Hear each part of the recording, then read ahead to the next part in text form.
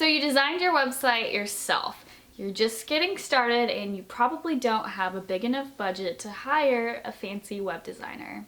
Well, that is common for most new store owners. So let's take a look at a couple of different things you can check on to make sure that your website is good enough to attract new customers and make some sales.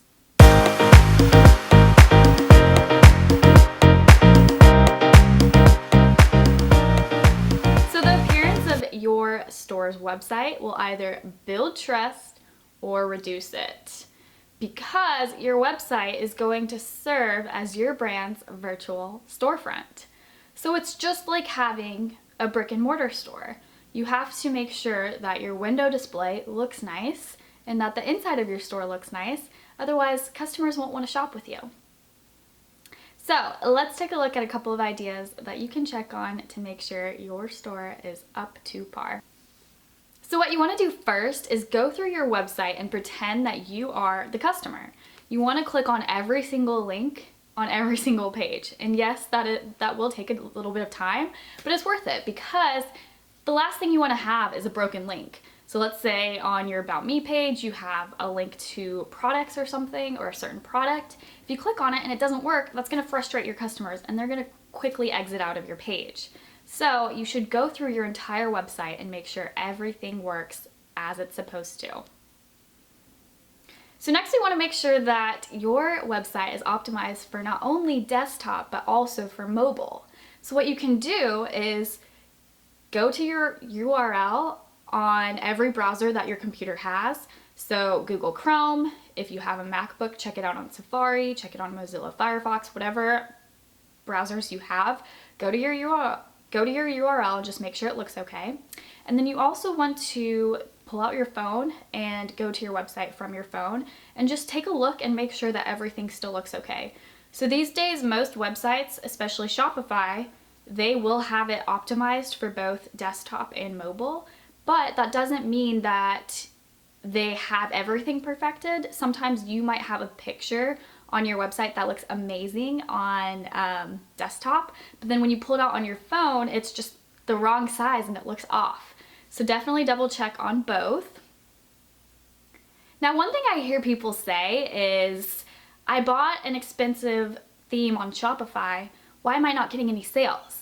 Well, the problem here is that having a fancy theme is not going to equate to sales. You have to do the work and do the marketing to attract people to your website to then allow them to feel comfortable to buy from your products. And having a theme is not going to change that. So if you are on a budget and you're debating whether to buy a paid theme, just remember that yes, it's going to enhance the appearance, and certain themes do help out with SEO more than others, so you should do your research on that. But I just want to let you guys know that it's just because you pay for a theme, it doesn't mean it's going to attract more sales. So next, you want to make sure that your store doesn't look like a dropshipping website from like 2014, because people back then, they would buy from these random websites and then they would get their product and it wouldn't be the product that they ordered. The picture would look different than the actual product. It'd be the wrong size, it'd be cheap quality, fabric, you name it. That left a very bad taste with so many consumers that now they're super wary of purchasing from random websites that they stumble upon. So what you want to do is make sure that the background in your product pictures is either the same or it's at least going along the same aesthetic and the same theme. Because if you're just using stock photos from all these different suppliers, it's going to look like it's like you're drop shipping and you don't actually own the inventory, which there's nothing wrong with drop shipping, but it is harder in the beginning to build a loyal customer base if you're not creating the brand and demonstrating that brand on your website. So what you want to do is make sure that while you're getting started, that all of your product pictures have a similar look and feel. Another thing to look out for is if your prices are all over the place. So if you have some products that are extremely expensive and then some products that are much cheaper, but there's not really a clear understanding of why one product is priced so much higher than another, if you're not classifying them as like luxury items and marketing them that way, and your prices are just all over the place, it's going to confuse your customers. So if you do have prices across the board, you want to make sure that you're marketing it in a way that people understand why the prices are different. Another thing to consider is that if you do have much higher prices on your website, you might want to consider offering Afterpay or Sezzle or one of those buy now, pay later types of payment methods, because that will enable certain people who don't necessarily have the money now, but they might later, or just whatever their credit situation is, they'll be able to buy your products if you're offering those types of payment programs. Another thing to make sure that you have on your website is product categories.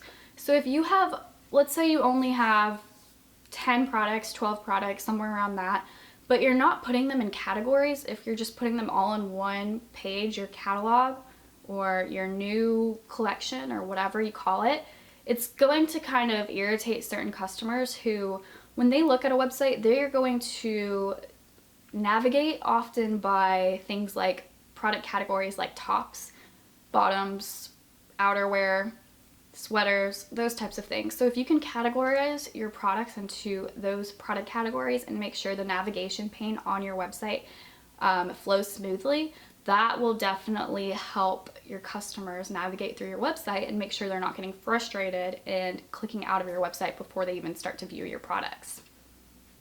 You also want to make sure that you don't have too many pop-ups on your website.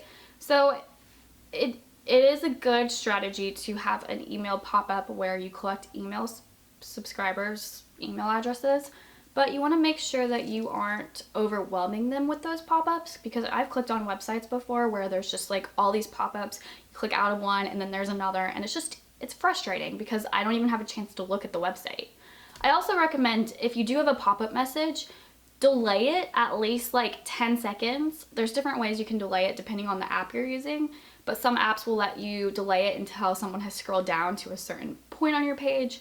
There are different strategies for this, but basically just don't put the pop-up message the second someone clicks on your website, because they haven't even had a chance to decide if they like the website, and then you're asking them for their email address and they're like, I don't know if I like your products.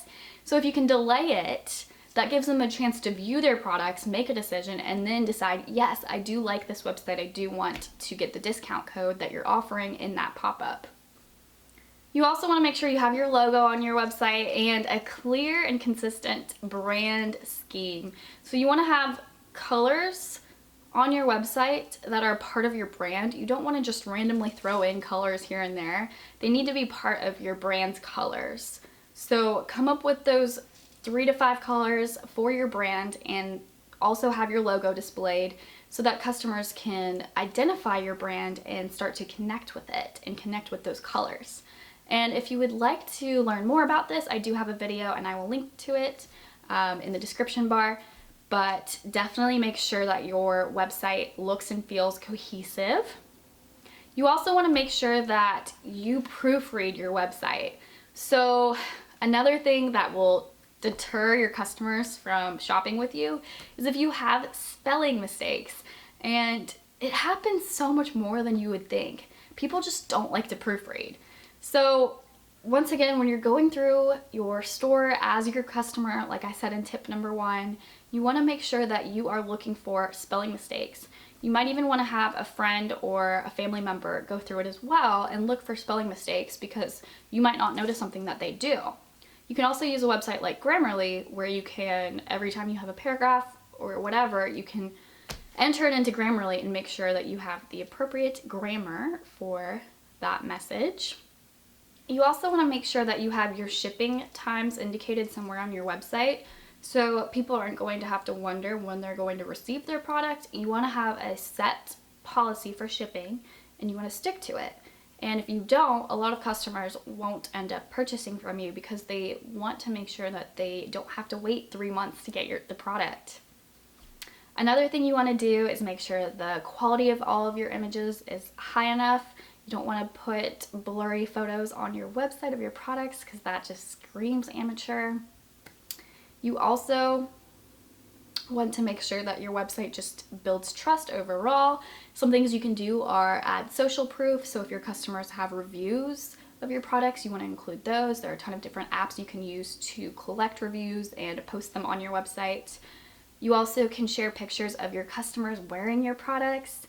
That is another great way to have social proof, to make sure that your customers realize that you are a real brand and you are the real deal and you aren't just some fake scammy company trying to get their money. It's all about building this brand and building trust with your potential customers.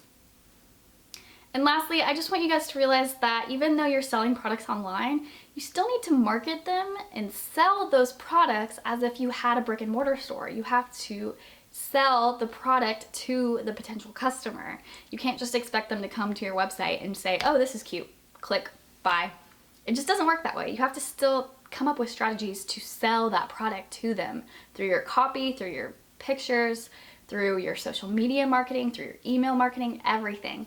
You still have to go out of your way to build a network. And you can also do this in person. When you meet people in person, try to sell your products to them. I always say that you should have business cards or little flyers to hand out to people you meet on the street.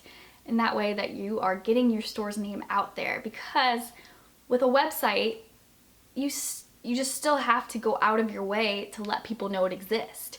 When you create a website, people will not just automatically flock to it because they don't know about it. You have to get your store's name out there into the world in order to make sales.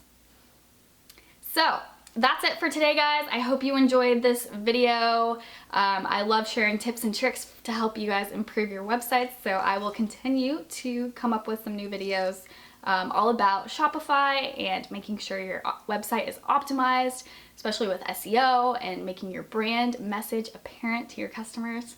So for more of that, make sure you hit subscribe and give this video a thumbs up. And with that, I will see you guys in the next video.